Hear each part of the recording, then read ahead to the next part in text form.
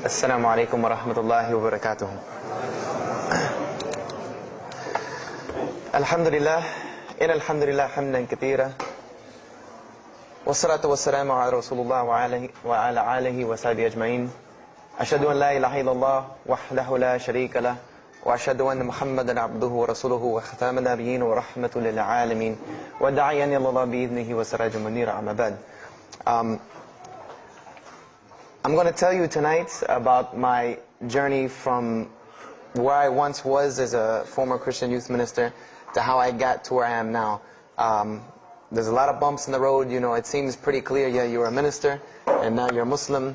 You know, but there's a little bit more to it, inshallah. So just bear with me, and hopefully you'll get something out of it. Because the point is, at the end, is I want you to get the message behind the story. Because if I was traveling around the country just to tell my story, then I would be wasting time. It's on YouTube. Anyone can go get it from anywhere in the world. So inshallah, we're going to begin at the beginning. I was born and raised in Greenville, South Carolina. I was born and raised in Greenville, South Carolina. And I was raised by my grandparents because at a very early age, my mother had stepped out and my father was working 2 jobs. So it was me and my grandparents. And my grandparents were the traditional, conservative, Southern Christian folk, as they say.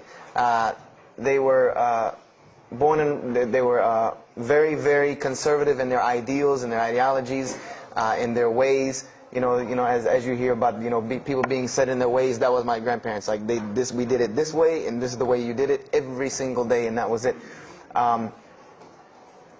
And we were very religious in the sense that we went to church on Sundays, we went to church Sunday evenings, we went to church Wednesday. And in Christianity, that's considered very religious. And it was not hard for us to go to church, and it was not difficult for my grandmother to drag me to church every Sunday, which as a kid is what they had to do, because the church was 2 houses down from our house. There was 2 houses, and then there was the church. So it was not hard for them to drag me every Sunday.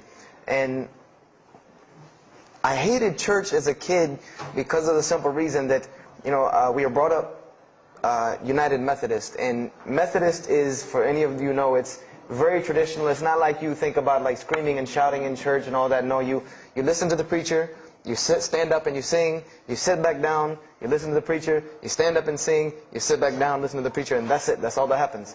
And the pews, as they call them, the chairs are made out of wood, they're hard, you get tired of sitting there, you're fumbling around, playing with the money that my grandmother gave me to put in the offering plate, all of these things. That's what I remember from church as a very small boy.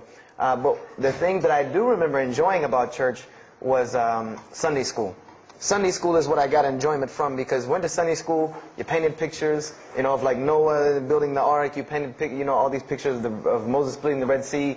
You learned the stories of Moses freeing the children of Israel from Egypt. You learn the story about him splitting the Red Sea. You learn the story about Noah and the ark. You learn the story about David and Goliath. You learn all these beautiful stories in Sunday school. So this was basically, as coming up, this is what I knew about Christianity, was the stories that I learned in Sunday school, because I never listened to the preacher during regular service. So that was the only thing I knew about Christianity. So coming up, this was how it was. It was just the norm. And the conservatism in my house, just to give you an example, and about the level of conservatism, is, let's talk about gender issues. Let's say when I became 12, 13, 14, and I started to actually, notice females, and I actually didn't think they had diseases and wanted to run away from them every time I saw them.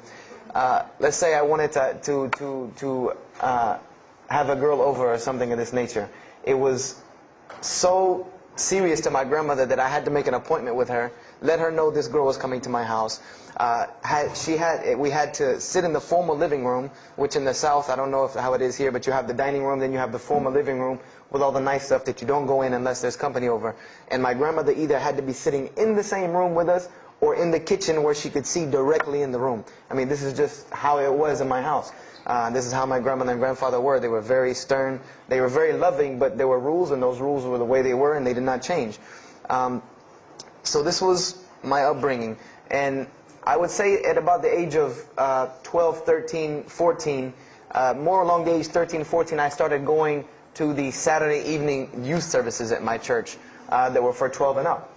And the youth services were held in the gym, and they were totally different than church. At the youth services you went, we played basketball, we played volleyball, we played dodgeball, we played every kind of sport, and we ate pizza and cake and candy, all the stuff kids like to do. And at the end, the youth minister, who happened to be my catty corner neighbor across the street. When I was 14, he was 17. He was the youth minister, so he would sit us down and give us a 30-minute lecture about Christianity, about something about God. He would give us a 30-minute sermon, and that's how the youth services were. And going to these youth services, I met some other people who went to other youth services. They invited me to Young Men for Christ and other things that were going on in South Carolina.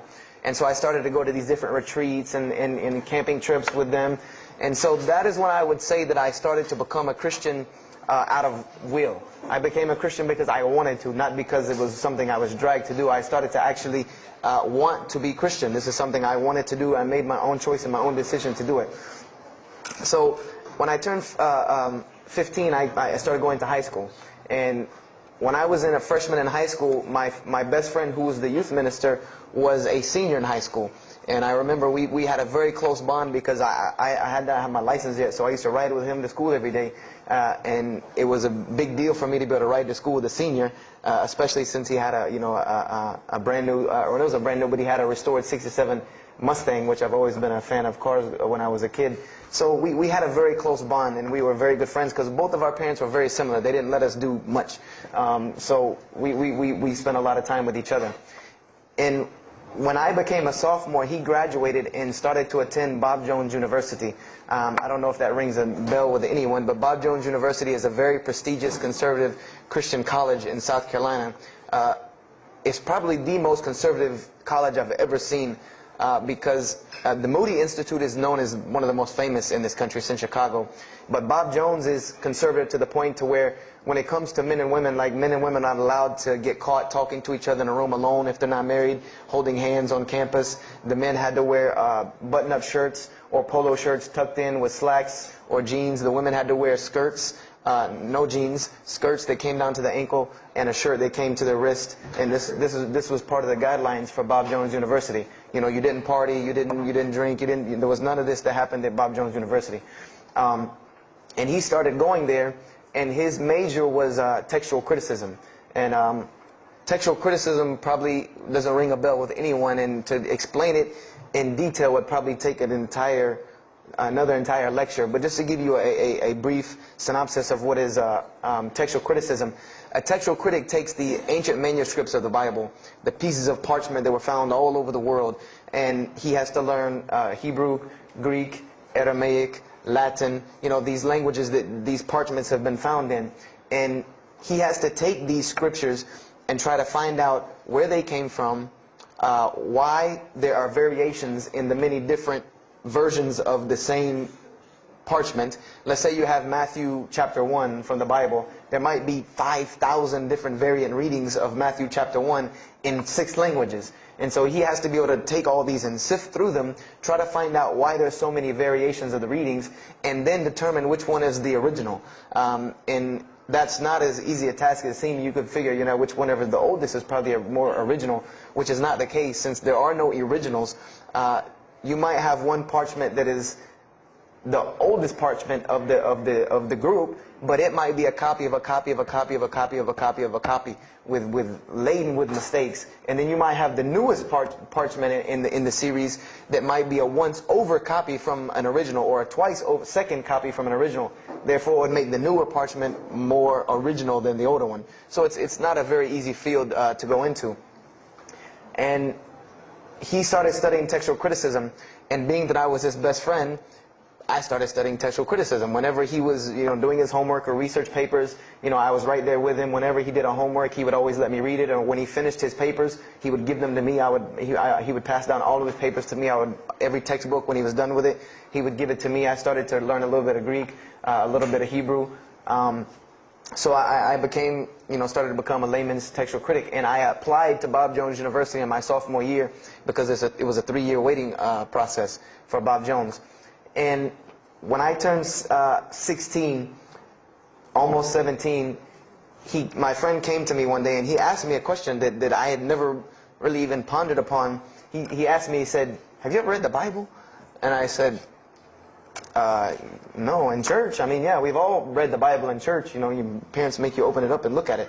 And at the Bible studies I went to, Young Men for Christ, we did have Bible studies, and we'd read a few passages and talk for 2 hours about those few passages.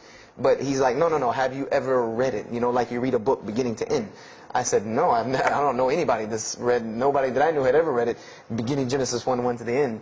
He said, but this is the inerrant Word of God, as we are taught. This is our instructions on earth. Why haven't we read it? You know, why have we not read this book? And I said, you know, that's a very good question.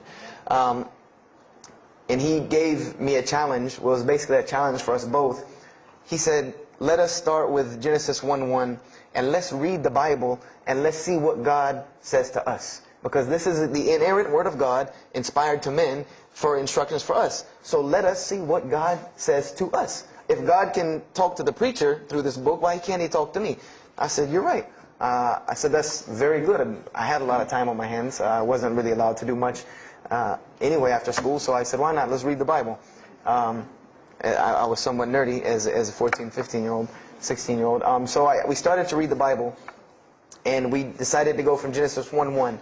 And what we tried to do, this was the attempt that we made, was to not think of anything that we'd ever heard about Christianity, but to open the Bible and let's say I just found this book in the desert and read it and see what it says to me. Let it talk to us. So we started Genesis 1:1 and we started reading through the Bible. You know, we did some of it together and most of it I did by myself because I'm a very, very quick reader, so I decided to read a lot on my own. And as I was reading through the Bible, I started to notice the stories that I had heard in Sunday school. You know, you start reading Genesis, you read about Adam and Eve, we all know that story. You started reading about Deuteronomy, Exodus, you know, the stories of Moses, the story of Noah, the story of Lot and Abraham, and all these stories that I know. But I was surprisingly and astonishingly shocked by some of the stories that I read about these same people that I learned about in Sunday school. Just for instance, and this is a big testament to why Allah kept sending us prophets and why Islam was sent as a complete and perfected deen with the Quran. If you read about Noah in the Bible, there is the story about Noah saving humanity from the flood with an ark and all of that. There is this in the Bible. There's another aspect to the story of Noah that not many people know about unless they actually take time to open a Bible. This will not be preached from any pulpit anywhere. Is that the Bible says that Noah was an alcoholic. This is the Bible's portrayal of Noah, or Nuh alayhi salam, that he was an alcoholic, that he was a drunkard. This is the word used in the Bible, that he was a man given to alcohol. And I'm a psychology major, and my field of specialty is mental illnesses, and alcoholism is one of those, is a mental illness. And I know from seeing alcoholism's effect on one of my close friends' parents, I know that someone who is truly addicted to alcohol, and if Noah lived for so long addicted to alcohol, he was seriously addicted to alcohol. It is hard for someone addicted to alcohol to hold down a 9-to-5 job working at McDonald's flipping hamburgers, much less construct an ark to save humanity from a flood that's never happened. So that stopped me for a moment in my tracks, and I said, Noah was an alcoholic, you know, and it bothered me for a minute because I said, you know, things started popping in my mind like, if Noah was a drunkard, how did he know God was talking to him? Because, you know, I've seen some people, the alcoholics, you know, you were just asleep in my dog's food bowl the other night drooling, and now you're telling me you were talking to God last night. You know, you know, to rationally, that would not make sense to me. That's like, you know, an alcoholic on the street coming to you and tell you God's talking to him. You know, he has no, this would give this man no validity. This man has no validity with anyone. So I didn't pay it too much attention. It caught me, but I said, you know what, I'm going to keep going, because there's one thing that you don't do in Christianity, and I'll tell you what it is in a minute when I started doing it. Then I came across the story of Lot, or Lut alayhi salam. And we all know the story of Sodom and Gomorrah in these stories, but there's another very twisted story in the Bible about Lot and his daughters. There's a story of Lot and his daughters in the Bible that says his daughters got him drunk one night and seduced him and committed incest with him. This is the Bible. This is one of the Bible portrayals of the prophets of God. The person who saved his family from Sodom and Gomorrah. This is the story that is in the Bible. So I'm catching myself again, like, how this is becoming a really bad habit that I'm seeing. This is becoming a bad recurrence that I'm seeing over and over again in this Bible. So, after that I started, speeding through some of the other mumbo jumbo to get to more of these prophet stories. And I got to the story, there are others, and there are some stories in the Bible that are not PG rated, period. They're not rated for talking anywhere. You would need an 18 and up ID card to be able for me to even tell you these stories. So the one that intrigued me, that caught my attention the most, was of my most beloved story in the Bible, and that was of David and Goliath.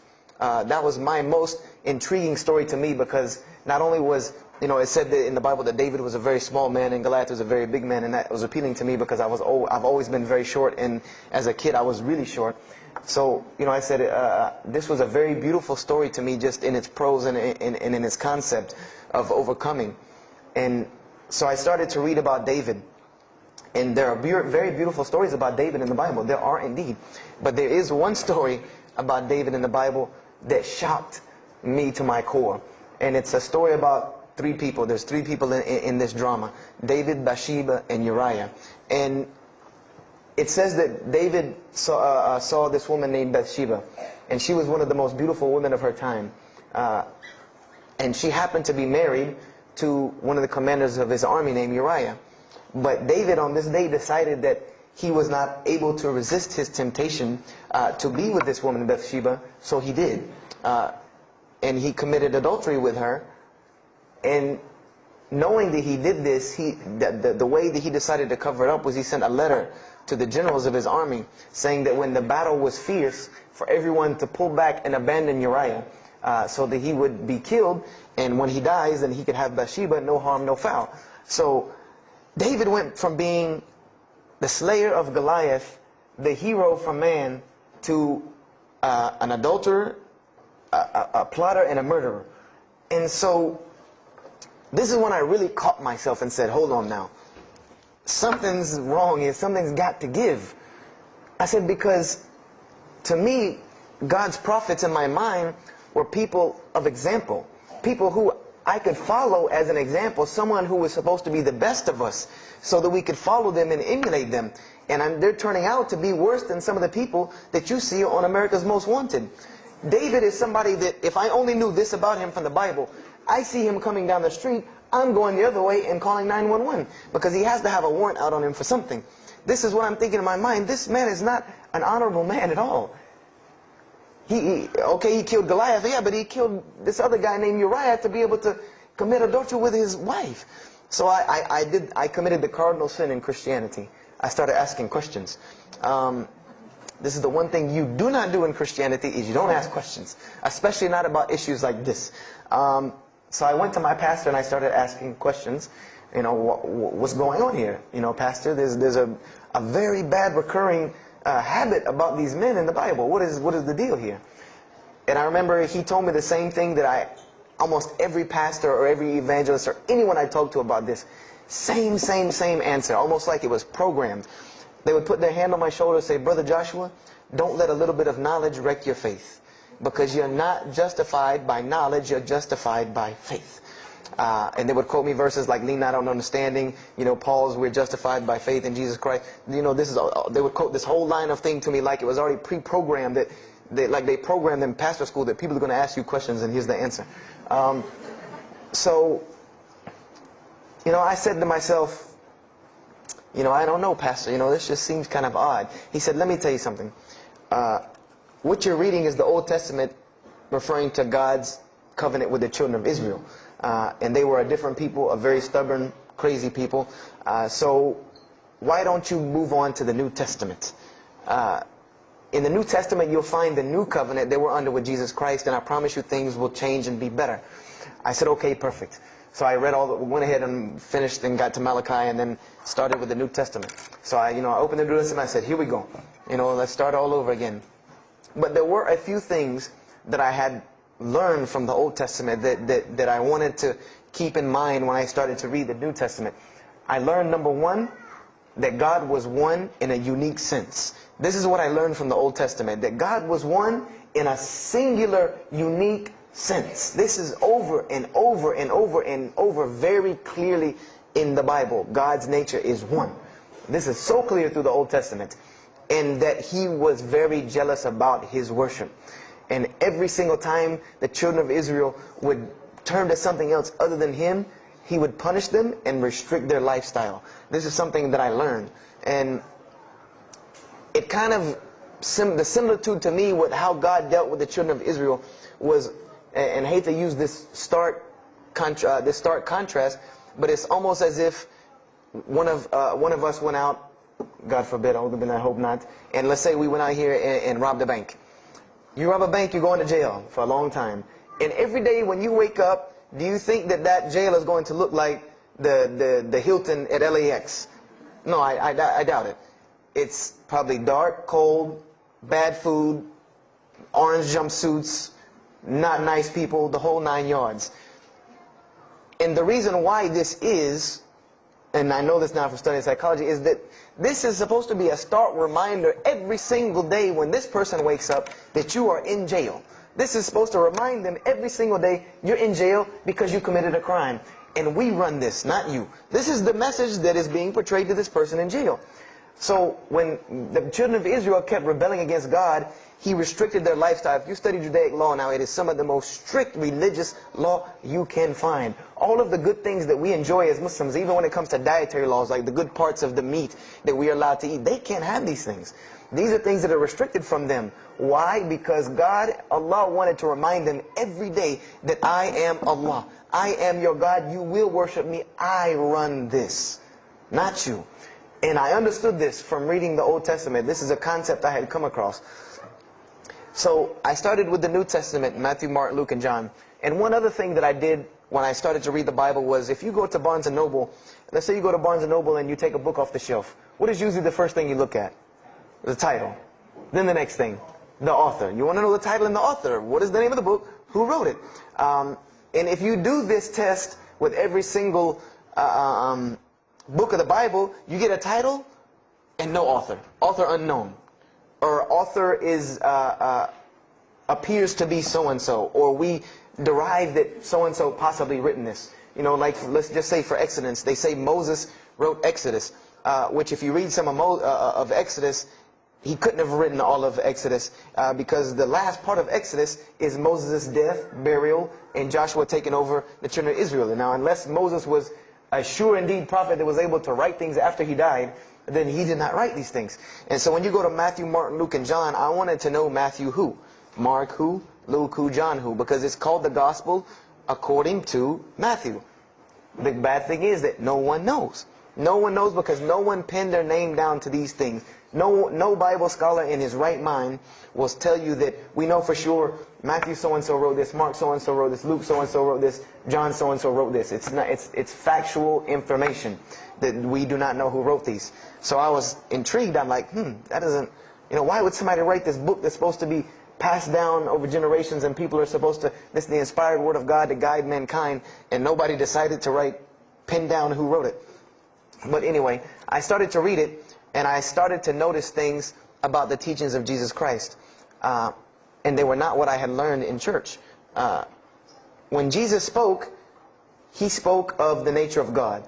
And when He spoke of the nature of God, it was the same nature of God that I found in the Old Testament. Jesus said many times that God is one. God is unique. He would even quote from the Hebrew Scriptures. Hear, O Israel, the Lord your God is but one. When He was asked, what is the greatest commandment? He was asked the greatest commandment. He said the greatest commandment, and every Muslim should understand these two concepts. This should be nothing new to you. The greatest commandment is to love the Lord your God with all your heart, with all your might, with all your strength, and then to love your neighbor as you love yourself. He said the rest hang on these two, which we know in Islam we have rights of the Creator and rights of the creation. So this was the concept that He was teaching. And He even said in 1 John 5:17, and this was more clear to me than anything else can be. This is life eternal, that they may know you, the only true God, and Jesus Christ, whom you have sent. And when you look at that in the Greek and the Aramaic, it is almost exactly to a T of La ilaha illallah Muhammad Rasulullah. Now that I know Arabic and have understood that, very same similar statements. Yes, indeed, there were some implicit statements about that you could implicitly, if you took them and separated them from everything else, you could maybe derive that Jesus was trying to claim some divinity or something for himself. But I also know from doing psychology, and I did a little bit of law too, that an implicit statement cannot override an explicit statement. An explicit statement always takes precedence. So if Jesus said God is one, and he anagorically may have alluded to God being more than one, then the clear statement overrides that each and every single time. So this is what I found through the New Testament. And I also found that Jesus taught salvation. But his salvation that he taught was obeying God and following the commandments. This was his mode of salvation. One man asked him, "Good master, tell me how I can inherit the eternal life." He said, "Follow the commandments." Follow the commandments. He even, in Matthew, was so sincere about it. He said, "Whosoever shall follow the least of these commandments and teach men to do so shall be called the greatest in the kingdom of heaven. But whosoever shall break the least of these commandments and teach men to do so shall be called the least in the kingdom of heaven." So this I understood very clearly, that Jesus taught the same nature of God that was in the Old Testament.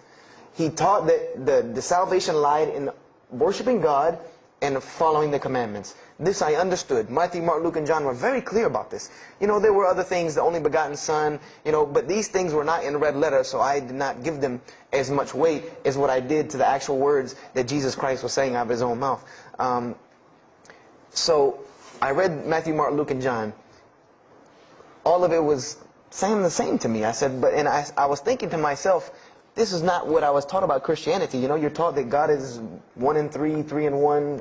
You know, 1, 1, 1 equals 3, you know, Father, Son, Holy Spirit, Jesus died on your cross to forgive your sin, you know. And there was another thing that I noticed from the Old Testament, and this is a beautiful lesson to Muslims, because you're asked this all the time, especially when it comes to dawah. And I never put 2 and 2 together until I learned Islam and then read the Bible one more time, is I wanted to know why the Jews wanted to crucify Jesus so bad. Why so bad? They could have just mobbed him anywhere and killed him on the street. It's not like he had clans like the Arabs that would have come and backed him up. I said, why didn't they just kill him? You know, why were they so strict and sincere to tell Pontius Pilate, you got to kill him and you need to sanction it? We can't do it, but you need to sanction it to kill him. And now I understand it, was that Jesus had a mission, and that mission was to share God with the world. And Paul even kind of tells on himself in his book of Galatians as to why Jesus was meant to be crucified, or the Jews wanted to crucify him. Paul said that the crucifixion is the stumbling block for the Jews. And he explained in Galatians that Jesus Christ, and this is how he tried to roundabout explain it, was cursed for us, to remove us from the curse of Allah by taking this curse upon us. For it is written, and he quoted the Old Testament, everything that hangeth on a tree is cursed. So I went back and studied the Old Testament and Judaic law, and I realized that people who were crucified, that was considered a curse upon them. You had to do something pretty serious to get crucifixion, because it was considered a curse from God. It was part of their law that when someone is crucified, that person is cursed. So wherever they buried these criminals, like in the graveyards in Israel, in Jerusalem, in Palestine, where they buried these criminals that were crucified, this was considered cursed ground. This was considered ground that you didn't go on, and you did nothing here, because these people are cursed by God. So I started to put 2 and 2 together.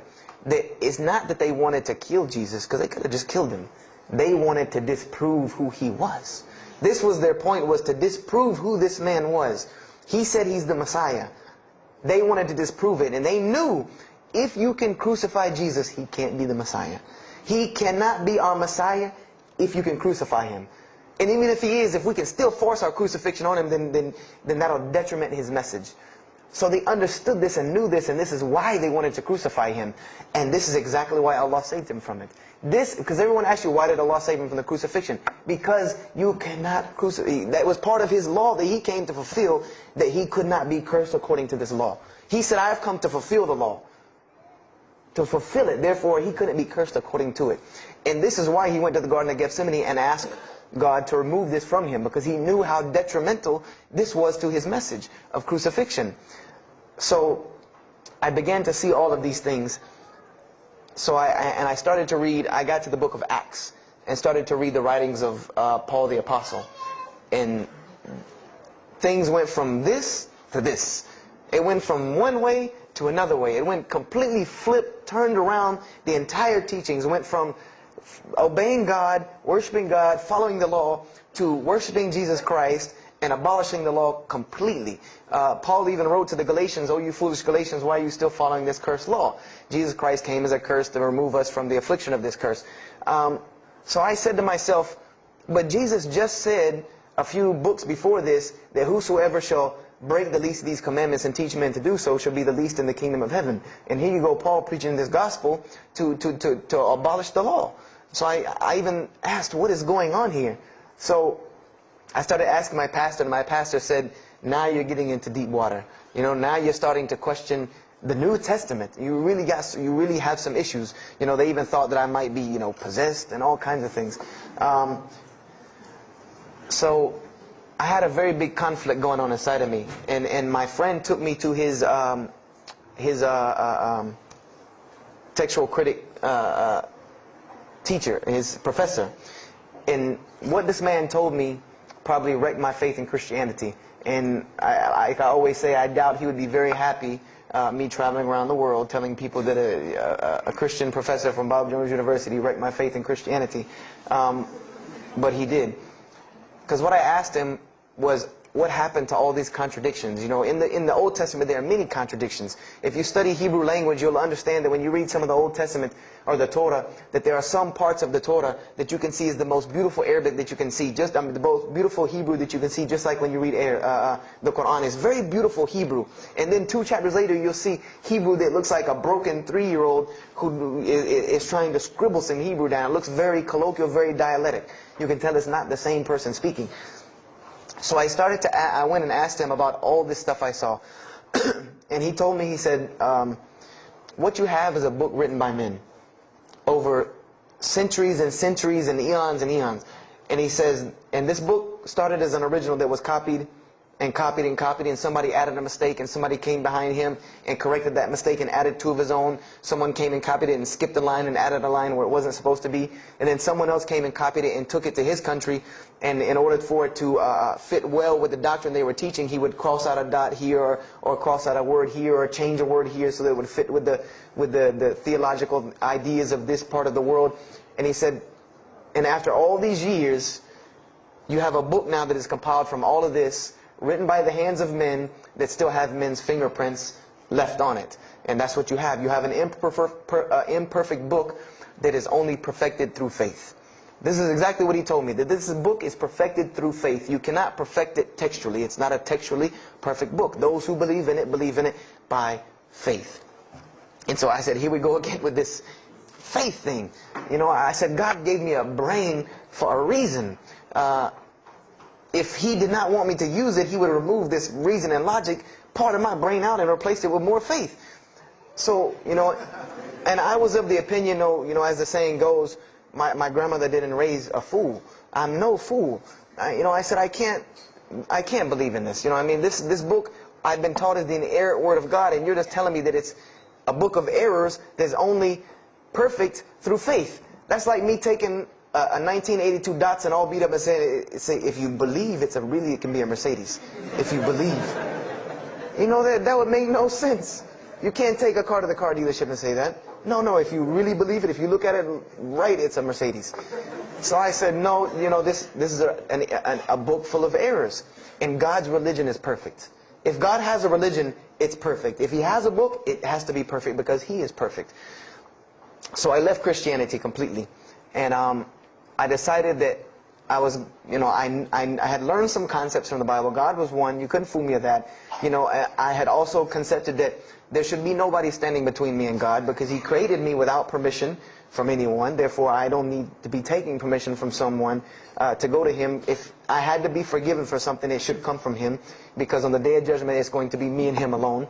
And I didn't know about God's prophets yet. I had my doubts and persuasions about that. So I decided to start searching other religions. I went back to Judaism. I studied Judaism. I found the same thing that Jesus taught about two spiritual Jews that leave the law, and Jews that were so caught up in the law that they left no room for spirituality. I studied Buddhism, Hinduism, Taoism, Confucianism, Wiccan, Bushido.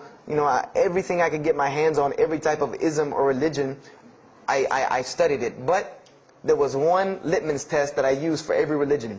And whenever I met them, or the people, or whatever about this religion, I would always ask them, do you have a book? Do you have a book? Because another thing I had come to the conclusion of is that if your religion is true, you should be able to tangibly hand me something and show me that this religion is true. Give me something that I can see. I don't want to hear that faith stuff anymore. I heard that all my life, and look where it got me. It got me thinking I'm driving a Mercedes running around in 1982 beat-up Datsun. I said, no, you have to show me. And so I read the Bhagavad Gita, I read the Torah, I read the Scrolls of Tao, I read the Code of the Bushido, I read the Wiccan Book of Spirits and Spells and all that other magic stuff they have. And I read all of these things, and I found something very congruent with all of it, was that there were very same philosophies and teachings in all of these major religious books. They all talked about God and His nature. Most of them alluded to the fact that God is one, and that God sends messengers to us and people to us to teach us. But they were filled with a whole bunch of garbage, to be honest with you, that I couldn't logically, rationally believe. So at about the age of 17, just about the time, about 17 and a half, I gave up my search for God. And I became kind of angry with God, because I said, here I am looking for you, and I can't find you, and it doesn't look like you're giving me any help. And I don't know how many of you know, but for a 17-year-old that is frustrated with God and the world, there's a lot of trouble he can get into. There's a lot of things he can do to put himself in predicaments when he's frustrated with the world and had come to the conception that, if there's a God that exists, then He doesn't really care about me. That's a kind of a dangerous young man. So I started doing the whole partying in trouble, going to parties, drinking underage, all of this stuff I started doing. I'm a perfectionist at heart. So when I was a Christian, I tried to be the best one I could. If I was going to switch to being any other religion, then I was going to do that 100%. So you better believe when I went after the dunya, I did that 100%. And I was a martial artist since I was 15 years old, and even though it was only 2 years, 2 years at 17, you think you're Bruce Lee. So I got into a lot of fights. Got kicked out of school, had to go to another school, got in one fight, got arrested for a fight, and there were a couple incidences that stopped this downward spiral, because I was on a very, very quick downward spiral and I believe if I would have continued on that downward spiral, I would probably end up hurting someone, killing someone, or them hurting or killing me. And there were two incidents that brought that to an abrupt stop, like pulling the emergency brake. And the first one was a car accident that I was in. My friend and I were on the way back from Clemson University from a frat party, and we were driving up 385 in South Carolina, and we were both highly intoxicated, and I decided that night that he was driving, I decided to put my seatbelt on for the only reason that I kept falling over when I fell asleep without the seatbelt on, because I didn't really believe in the seatbelt thing, because I said if I'm going to die, I'm going to die. That's the conception that I come up with. That if it's time for me to die, it's time for me to die. I didn't believe in the whole tying your camel thing. So I put on my seatbelt, and I fell asleep. And the next thing I know, I remember waking up with the car shaking. And I woke up to grab my friend because I thought maybe he had fallen asleep. But when I woke up, the only thing I saw was the tree line and then the pavement coming right at my face. And the window smashing and the car flipping, the whole 9 yards. And us landing in a ditch. And I remember getting out of the car. That was the first thing I thought. you know, number one, I couldn't believe that, you know, you don't really think about, oh, you're like, no, you just move. I jumped out of the car and realized that I had jumped out of the back of the car that wasn't there anymore. It was still in the median on the other side of the highway, and the front part of the car was over in the ditch. And I drug my friend out, who was knocked unconscious, and pulled him over the side of the road. I had no injuries. I looked at myself trying to find what's missing, and there was nothing but a piece of glass stuck in my arm that I pulled out. And it just so happened that a state trooper was passing the other way, because he turned around and came back. And when he came back, he asked what had happened.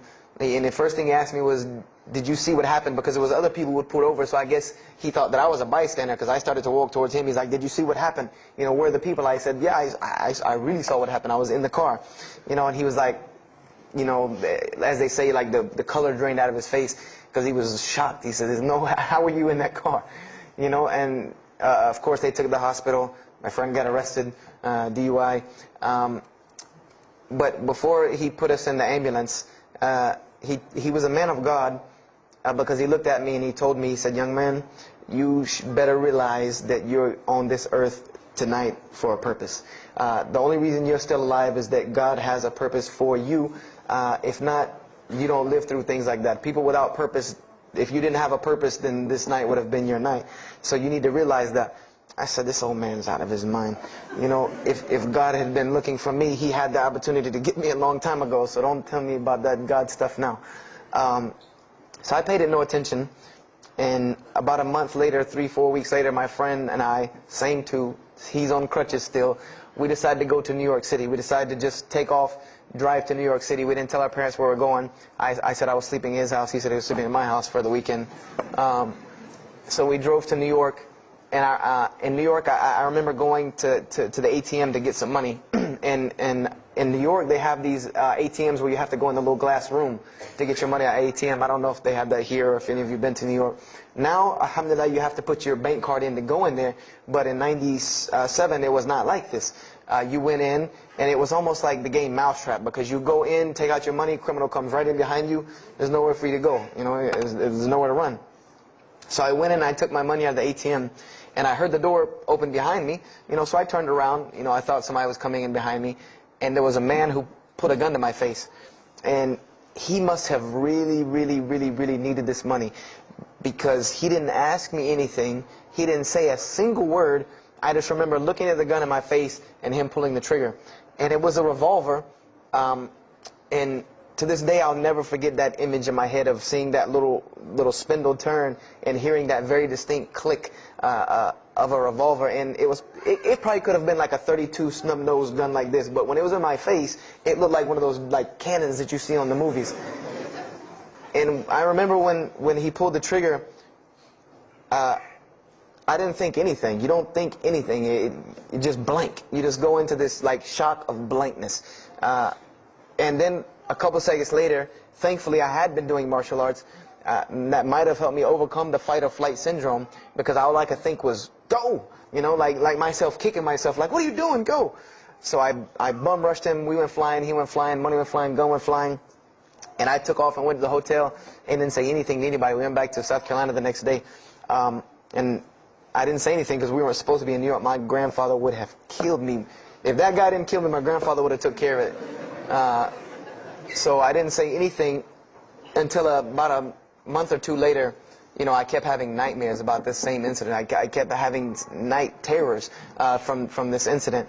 And so I told my grandmother about it. And she told me the same thing that the officer had told me. She said, you know, you have to realize that God has a purpose for your life. You're here for a reason.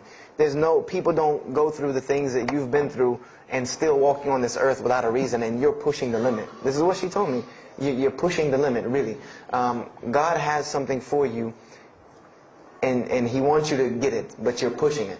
And she didn't tell me to go back to Christianity and study my Bible. The only thing she told me was that God hasn't gone anywhere. You just have not looked in the right place yet. And so I decided to put myself back together. You know, the car wreck, the gun thing, the getting arrested for fighting, like all of that, like really made me stop really quick and think, that I need to get my stuff together. So I became an agnostic, someone who I believed in God with no form of religion. I prayed to God on the floor on my hands and knees, because this is how all the books of God, this is how the Bible, the Torah, the New Testament, the Bhagavad Gita, all of these scriptures that I ever read, they said that this is how the men of God prayed. And it was during this time that I did read one book about Islam in the public library, because I had never heard of Islam ever. But I remember I was looking in the religious section in the library at school, and there was a book about Islam, and or it was in the library, the public library, and I remember it was some title like "Why I'm Not a Muslim," or some, one of these titles that was propagandistic against Islam, but I had no idea. So I just took the book and I read it, and I remember it said that Muslims, M-O-S-L-E-M-S, and any of you knowing Arabic knows that's a very derogatory word. A Muslim is someone who oppresses someone else. That's a very quick sleight of the pen that was used in the past for a very real purpose. It said that Muslims were people who worshipped a moon god named Allah, who lived in a box in the desert in Saudi Arabia, and they were oppressive to women. I remember there was a whole chapter about how they could have 4 wives and as many as they want, actually, because they could marry 2, divorce 1, get 3 more. This whole, and it said that I remember the one thing that really caught my attention was the whole chapter on jihad, where it said that Muslims were allowed to kill non-Muslims at any time, at any place, without discretion, and it was an honorable act, and not only would they go to heaven before it, but they would get 70 virgins on the way. So I closed the book on Islam, put it back on the shelf, and marked off Islam off my little list of religions, and said thanks but no thanks, and if I ever see a Muslim, I am out. And I said I'm pretty safe in Greenville, South Carolina. I had never seen a Muslim ever. So I said, I don't have to worry about running into no Muslims, thank God. So, I started, just worshiping. I tried to just be a good person, pray to God, ask Him for guidance, try to be a genuinely good person. And I remember what changed is when I met a Muslim. I met a Muslim who I had met a couple of times at school. We had went to school together, and I knew him, but I never knew that he was Muslim. And there's a couple of reasons why I never knew he was Muslim. Because he was African American, number one, and the book said that Muslims were Arabs. And number two, I didn't know, I thought Muslims ran around, marrying as many women as they want and killing non-Muslims. I didn't know that they could also be part-time drug dealers. So I never knew that this guy was Muslim. I didn't put 2 and 2 together. So we were at his house one day, and me and my other friend, the one that I got into a lot of trouble with, I'm trying to keep him out of trouble now. We were at his house, and we were debating something about religion. I forget what even the topic was, but you had 2 teenagers thinking they know everything. And I was trying to explain something to him about the Bible. And that guy came in and was listening. He said, "Have you ever heard of Islam?" I said, "Yes, I've heard all about Islam." He was like, "Okay, so what do you think of it?" I said, "What do you mean what I think of it? That's probably the worst religion I've ever seen on the face of the planet." He's like, "Why?" And he's like, "But I'm a Muslim." I was like, "Man, stop playing." You're an African American. He's like, "So?" I'm like, "The book said you guys were Arab. All the Muslims were Arabs." He was like, "What else did you read in the book?" And I told him. He was like, "Man, what in the, what have you been reading?" He's like, "You need to go to the mosque for Jummah." He's like, he told me, he said, "I'm not a good Muslim." This is what he said to me. He said, "I'm not a good Muslim. I'm not even going to try to front and say I'm a good Muslim." He said, "But I can guide you to some people that can tell you the real truth about Islam," because he knew about my story about wanting to find religion. And he said, "You need to go to the mosque for Jummah." And I said, What's Jummah?" He said, "It's just like church with no chairs." And I said, "I can do church with no chairs because in church the chairs were the worst part anyway. Because they had these hard benches that you sit on that are like this and are so hard." I said, "That's good. You sit on carpet? Wow, man, every church should be like that." And I said, where's the mosque? He said, it's on Wade-Hampton Boulevard. I said, where on Wade-Hampton Boulevard? I lived on Wade-Hampton Boulevard. I lived right off of Wade-Hampton Boulevard. He said, you know where Lee Road intersects with Wade-Hampton? I said, yeah, I live on the other side of that intersection. He said, it's right there. I said, no, it's not. There's nothing. There's a gas station and a church. He said, yeah, you know that church, the Evangelical Missionary Training Facility? I said, yeah, I used to take missionary classes there. He said, you know that building in the parking lot with the gold thing on top? I said, yeah, the gym? He was like, no, that's the mosque. Because I had always thought it was the gym because it was in the same parking lot and it was just rectangular with 2 glass doors in the front. And you could literally walk in between the church and the masjid and touch them like this. Anyone doesn't believe me, go to Greenville, South Carolina, look at the masjid. You can almost touch both of them just like this. He said, yeah, it's right there. I said, I've never, at first I was shocked. Like, I've been living across the street from all these crazy Muslims all my life. I said, I never knew. And he told me to go to Jummah, and I asked him what time. He said he would meet me there at 1 o'clock in the afternoon on Friday. So I said, okay. I went on Friday, and I'm waiting outside for him. I'm not going inside. That's not happening. And I'm seeing all these people going in, and at this time, it was a predominantly Indo-Paki Arab masjid. Anyone who went in was not American, period. And I did not see even one African-American going there. And I did see one, and then when he went in, I heard him talking in a dialect that I realized he was probably from Africa. So I said, he's not American. So I'm not going. I'm waiting, and I'm standing outside, sitting on the church steps, and the imam pulls up and parks right in front of me, who I had no idea he was the imam. But he got out, and he asked me, am I waiting for someone, this, that, and the other? And I explained to him. He said, oh, yeah, we know this brother. You don't see him that much, but we know who he is. He said, I'm glad you came. He was a very, very nice, gentle young man. And he invited me into the mosque, and I kind of wanted to wait on my friend, but I didn't want, at the same time, I didn't want to tell this man I don't want to go in. So I went in, and they put me in the back and gave me a chair anyway. And I said, I came to sit on the floor. And they gave me a chair anyway, and all of these people are piled up in front of me. And there's no Americans here, and I'm starting to wonder, if this is a setup, because it's starting to smell like a setup to me, because in my mind, I'm like, you've been set up before, and this seems kind of like this. So, and I'm starting to think in my head, scenarios, a young mind at play. I said, this other guy, my friend, he probably was in the same situation like me, and he probably made a deal with them to get out, as long as he brought other Americans and tricked them into coming to the mosque, so they could do their jihad after Jummah and get their 70 virgins. So I'm sitting here, and there's all these people in front of me, and then there's a curtain with all these people behind me making noise, and I have no idea who's back here. So I'm stuck in the middle of this. I hear that it's some women, but I don't, there's a curtain. I have no idea. So I'm like, there's something very odd about what's going on right here. I'm like, just let me make it. I'm starting to look for the exit. I'm like, calculating how many people are between me and the exit. I know some martial arts, so I said I might hit a couple of them, and I'm out. And then the imam came, and I just now realized that he was the imam because he got up on the minbar, and they started to call the adhan. And, I said, okay, that man seemed nice. He seemed genuinely nice. So I felt a little more comfort. And then he got up after the adhan, and he started his khutbah. Inna alhamdulillah nahmaruhu. And I said, oh my God. I said, I bet you he's talking about me.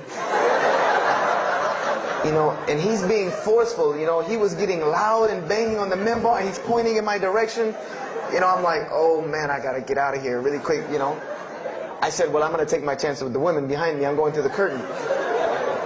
And then he started to, when he got done with his Arabic tirade, he started to explain it. That verily all praise belongs to Allah alone, or God alone, and Him do we worship, and Him do we seek help and assistance. We seek refuge with Him from the evil that lies. He explained what he said in Arabic, and it sounded to me so beautiful. It was very, very beautifully prosed, what he said, and I wanted to know where he got that. I said, where did he get that? Because it was only about God and about the nature of ourselves. All of us should know that the beginning of the khutbah, and he quoted the 3 verses from the Quran. O you who believe, fear God as He should be feared and do not die. And instead of a state of submission to Islam, he was a very wise man because he translated everything. It was almost as if he knew I was there and translated everything for me.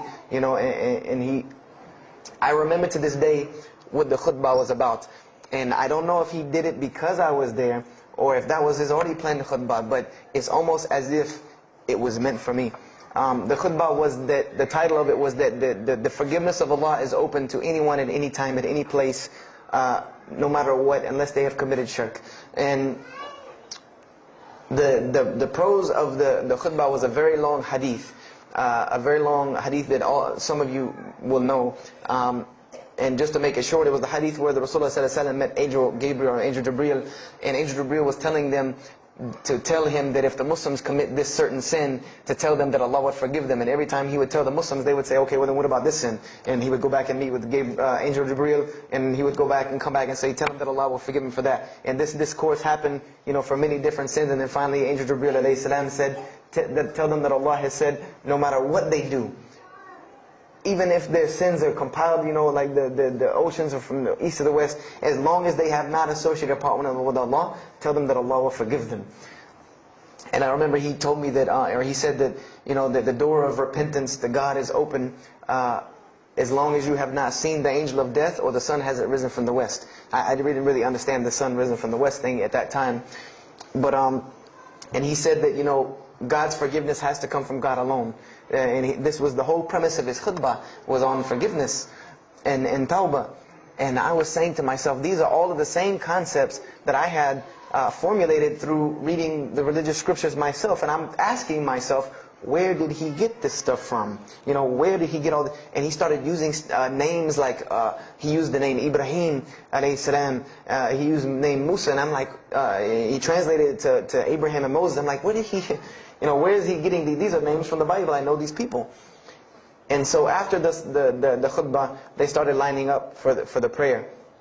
And I got apprehensive because everybody's getting up in front of me and blocking my exit from the door.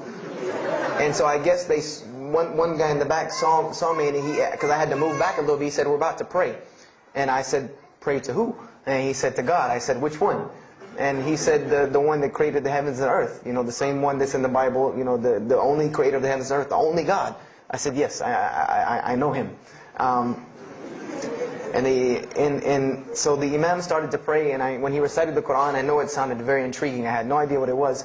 But then when I saw Muslims bow and prostrate on the floor, verses and verses of every religious book that I had ever read started ringing off in my head, that this was the way men of God prayed. And the first thing that I could think of in my mind was, this is worship. That's what I said to myself. This is not prayer, because prayers are asking God for something. These people are worshiping God. So I said to myself that you've written this religion off way too easily. I thought I was a much more open-minded person than that, and I was ashamed of myself that I had written it off with just one little book. I had put all this studies into the other religions. I read this one thing about Islam and was done. So I went to the Imam after Jummah. He talked to me, and I would have to say that I was probably a little bit rude with him. And I've asked him to forgive me. I saw him a few years later. I said, you got to forgive me for the first time you saw me, because he started telling me, would you like to know a little bit more about, he had a very heavy accent, he was an Egyptian brother. Would you like to know a little bit more about Islam? He tried to give me some pamphlets. I said, no. I don't want any of this right here. I said, do you have a book? This is what I wanted to know. Do you have a book? Can you give me? He said, yes, we have a book. I said, it's called the Quran. I said, can I read it? Is it in English? Can I read it? He said, sure, you can read it. And then he tried to explain it to me a little bit, how it came by. I said, nah, just give me the book, because the book should speak for itself. So I took the Quran home, and on Friday night I started to read it, because this is a book I had never seen before. And I was very interested. So I went home and I opened the Quran, and I read the Fatiha. It seemed to me kind of like the Lord's Prayer. It was a little similar to what I found in the Bible. But then I started to read Surah Al-Baqarah. I started to read Surah Al-Imran. And I started to see names that I had seen before. I started to see names like Abraham, Moses, David, Jesus, Yahya, John the Baptist, Zechariah, Mary. And I said, I know all of these names, but there was something different about these people in this book. The prophets that I found in the Bible were people that were deplorable, of not very good character. These same men in the Quran were someone who were at the highest echelon of moral character and moral fiber. They were someone that was an example to be followed because they lived the message that they preached. Therefore, they were able to be followed and emulated. So, I read all of these chapters and I read the story of Jesus, peace be upon him. Because when I saw the name Jesus first, that really intrigued me. I wanted to see, what does this book have to say about Jesus? And I read the story in Ali Imran, and I read the story in Surah Al-Maryam. And it was more beautiful than anything I had ever read in the New Testament, or any nativity story that I had ever heard. It was more beautiful than that, times 10. I remember the only thing that I could capture in my mind was the miracle of how, because in the Bible you never really figure out the conflict of how Mary gets over this finger pointing at her about her coming with a baby and she's not married. There's no real end to that. There's no real defense for her from this in the New Testament. But the Quran is so explicit and so clear that Jesus' first miracle was to speak from the womb, to speak as a baby and defend the honor of his mother. Something that you cannot deny. Something that you cannot deny about her, who Mary was, when you have this baby speaking on her behalf. So, I would say I read the Quran entirely in 3 days. But that first night, after I had made it through Surah Al-Imran, my heart was already given to this book. I didn't know what it meant to be a Muslim. I didn't know how to be a Muslim. I didn't even know what that meant. But I knew that whoever it was that followed this book, I wanted to be like these people. I wanted to be like the people that I read about in this book. These were people I could follow. These were prophets. This was a book of guidance. And this was something that the book is calling and appealing to me. That if you don't believe in this book, you never see that. I've never seen this in any other scripture. The direct challenges that are in the Quran, that if you don't believe this book is true, put it to the test. Put it to the test. And this was something that was so astounding to me, that God is telling you over and over again, if you don't believe this is the truth, test it. Bring me something else like it. Test it. Put it to test. If it was written, if there was more than, all of the analogies about God, everything was so logical, so rational, so reasonable in my mind that it was like 2 + 2 = 4, and that was it. There was no 1 + 1 + 1 = 3, egg, yolk, water, fire. There was none of that foolishness. The Quran was very direct and very straightforward in its teachings. So I gave my heart to Islam that night in my living room, reading the Quran. And I cried and cried, that I had been looking for the truth all this time, had searched all this way, and it was right across the street. Right across the street from my house. And so I went back on Monday to accept Islam and ask these Muslims where in the world they've been all this time. And I go, ready to go in there and do my thing, and I go and the masjid is locked. And because they only came on Fridays and for Isha during that time, and I didn't know. So I said, okay, I guess I have to come back on Friday, because every time I passed by the masjid after that, it was always locked. So I came back on Friday and I took my shahada, and as they say, the rest is history. But I don't travel around the world, and this was in December of 1998. I don't travel around the country and the world telling my story, just for the entertainment value. Even though I've been told it does have some entertainment value, I don't tell it for that person for sure. If that was the only reason, then you could just get it off of YouTube and it was the same exact story. I'm going to finish with this, and I hope you can give me 10 more minutes, inshallah, to tell you why I go around telling my story. I tell my story to let everyone realize that there are millions and millions of people just like me. Just like me in 1998, searching for the truth, can't find a way out. There are millions of people. There are probably millions of people in California, hundreds and thousands, if not millions, right here in in Orange County and Los Angeles in the Southern California area, that want to know the truth, that are tired of hearing the same garbage preached to them over and over again, tired of this shaitan box telling them the same thing over and over again, tired of the world being in the condition that it's in, tired of their life being in the condition it's in. And we as Muslims have the solution to every single one of their problems. And guess where we keep it at? Right here inside the masjid. Right here inside the masjid, we have all of this truth. We have the solution to every problem in the world. You want to solve the world hunger? The problem of world hunger? Islam has the problem. You want to solve the problem of world poverty? Islam has the answer. You want to fix the economic situation of this country? Islam could fix it tomorrow. And this was in an op-ed piece in the Washington Post. In the Washington Post, there was an op-ed piece that the two markets that are falling apart in this country are investments and housing. And there are two people in this market that while the rest are bottoming it out, this market is steadily climbing. It's not getting rich overnight like people want to, but it is continually going up, and that is Islamic financing and Islamic housing markets. These two things are so steady and so strong that economists in DC are trying to figure out how they can take some of these Islamic principles, from these investing and housing firms, and plug them into this system to give it some stability, because they realize that you won't get rich overnight in the Islamic system, but it will be stable. It will be something that will give stability.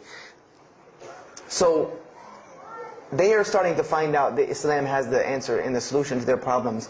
But we already know this.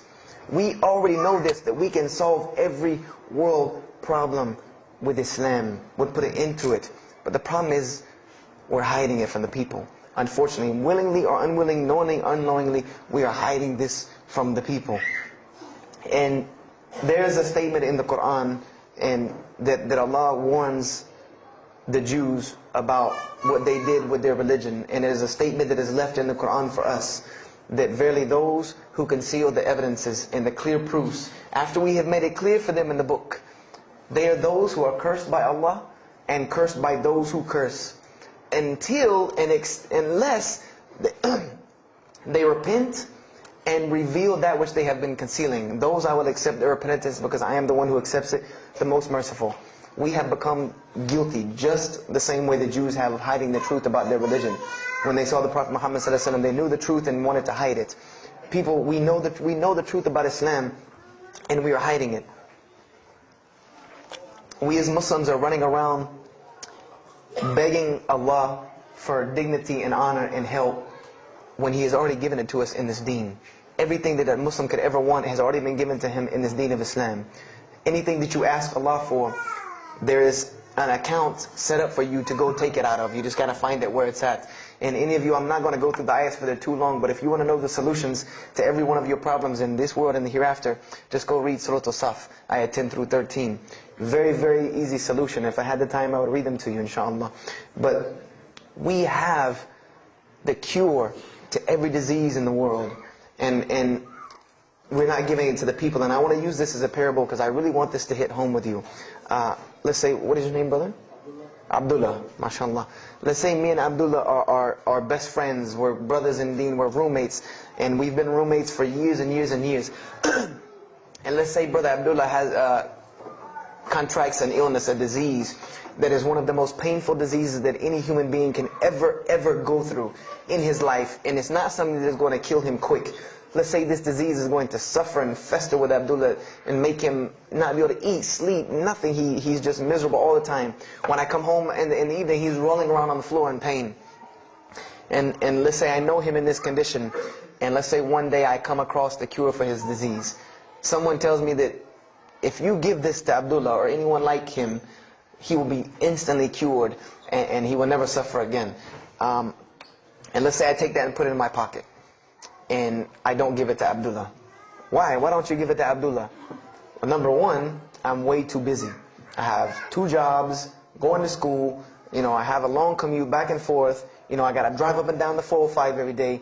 I don't have time to give Abdullah this medicine, man. If he wants the medicine, he'll go get it himself. I don't have time. I'm really busy.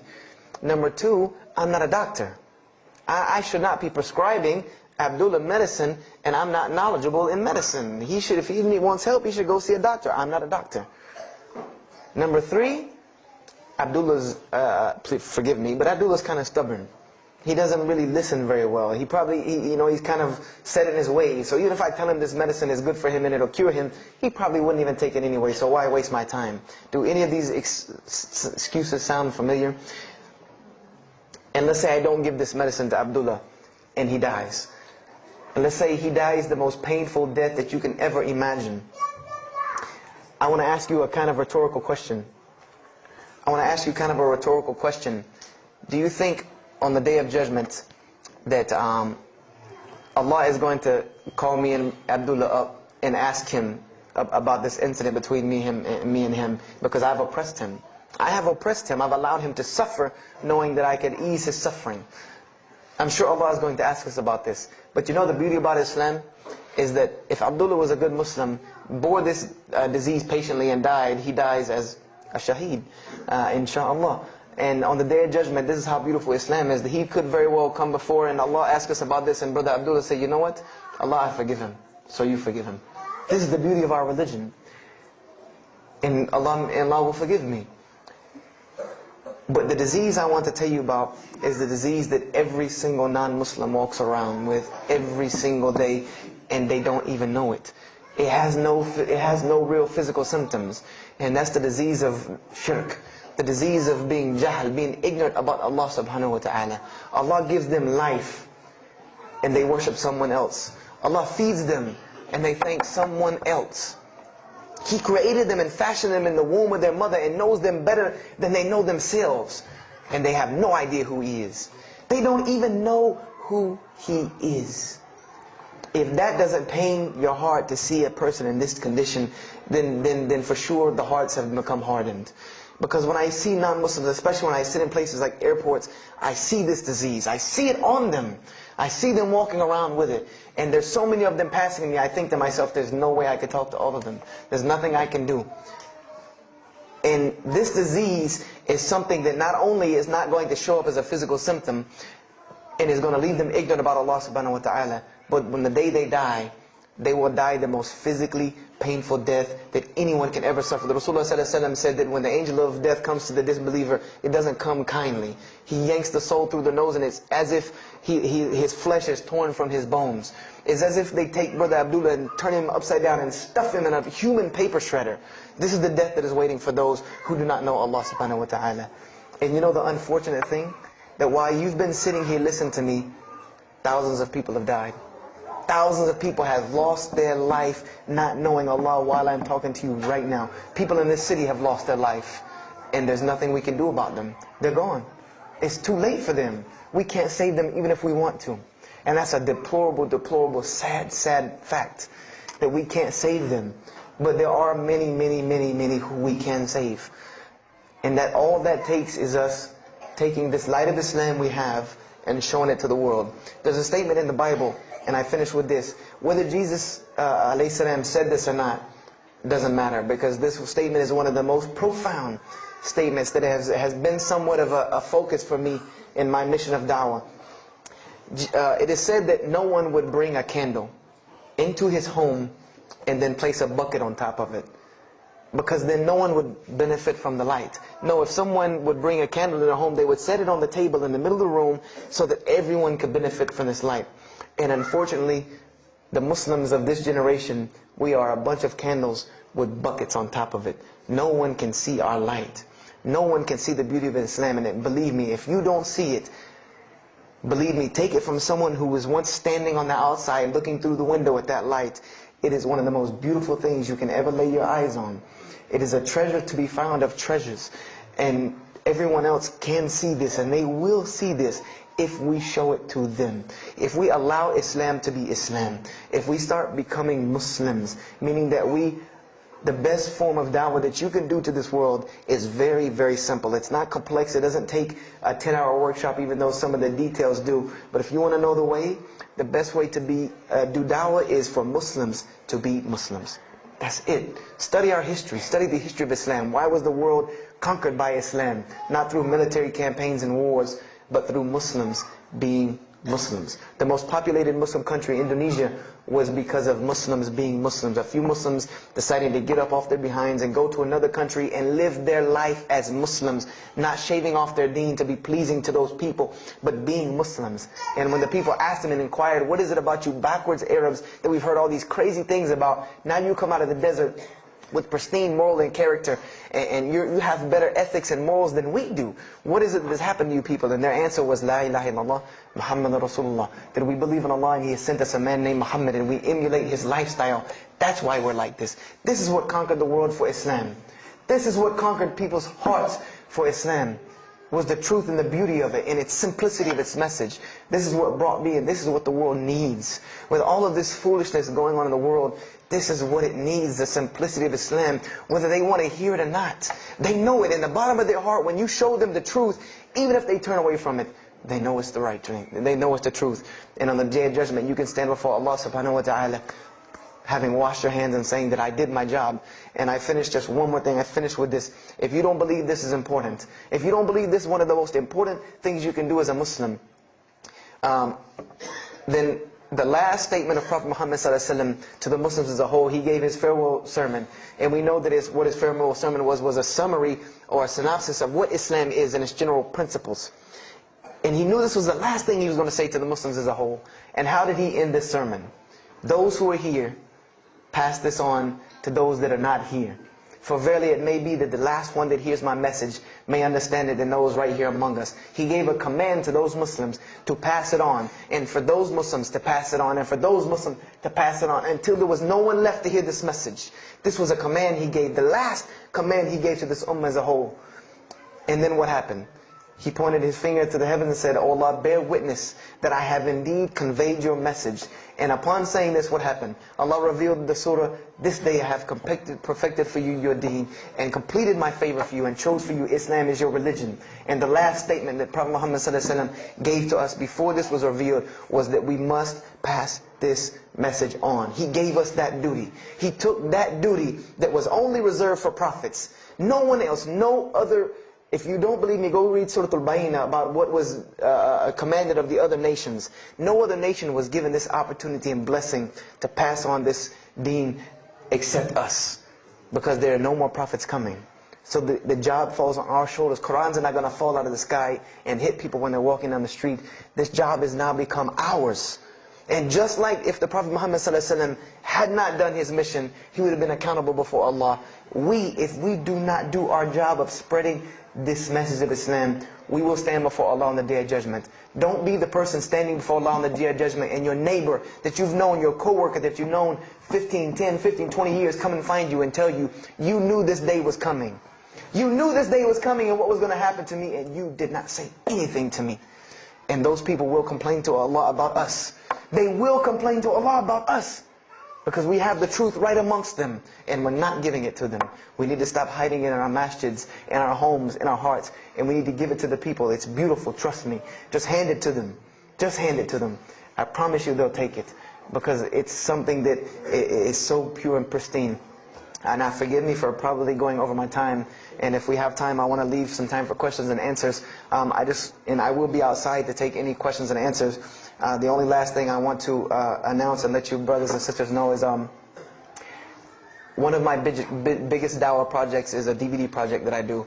And my goal is to put a DVD about Islam in the hands of every single person in the United States of America. Right now I'm working on Florida and I have other brothers working in other places because people will watch a DVD. We did studies on this, and people will watch media before they'll read a book or before they'll listen to an audio CD. And alhamdulillah, through these DVDs we've gotten, I would say, an average about 2 shahadas a month. Because my personal contact info is on the DVDs, and people watch them and they call me and I converse with them, and usually most of them accept Islam.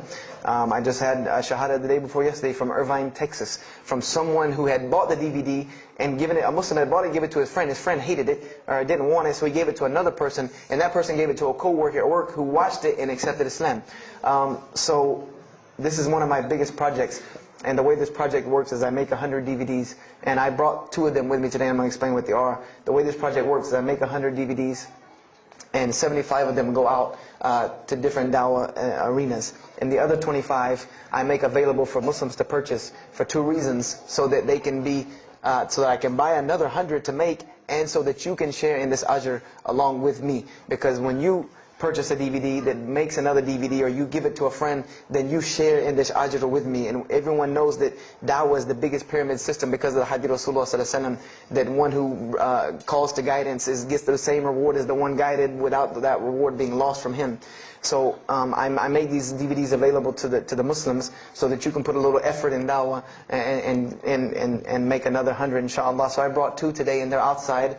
One of them is called Islam in the Bible, which is basically what I just told you in a PowerPoint format, so that you could see all these verses that I saw, all these things that I read that allowed me to see the truth of Islam very clearly when I saw it, and I coincide them with the Quran so that you could see them. And there's another one the other one's called The True Gospel of Jesus Christ, where I go through the New Testament. Well, first part I think is an interview about me and my story to Islam, and there's some other Q&As on the other DVDs about nature of God and all these different things. But it's a PowerPoint presentation about the New Testament and Jesus Christ, and how you can prove to someone that Jesus Christ taught Islam from the New Testament, from their own book, that they have to agree. They either have to believe it or reject it. And if you believe it, then you have to believe what I'm saying is true about Islam. If you reject it, then this is your book, not mine. So, I try to use these 2 teaching methods, and they also can be given to non-Muslims because they're in a PowerPoint format. They're in a very educated format, and they're available outside for $10 each. So if you could, please don't make me take any of them back home, because they always hassle me about taking 200 DVDs on an airplane anyway. So please come and get them. And if you have any questions, my contact info is on there and everything. If you have any more questions for me, and my website and everything. I thank you for your time. And if anything has been of benefit, know that truly all good comes from Allah subhanahu wa ta'ala. And if anything that I have said is incorrect or hurtful or shameful, know that indeed that comes from my own nafs and my own lack of understanding. أقول هذا واستغفر الله لي ولكم فاستغفروه إنه هو الغفور الرحيم. السلام عليكم ورحمة الله وبركاته.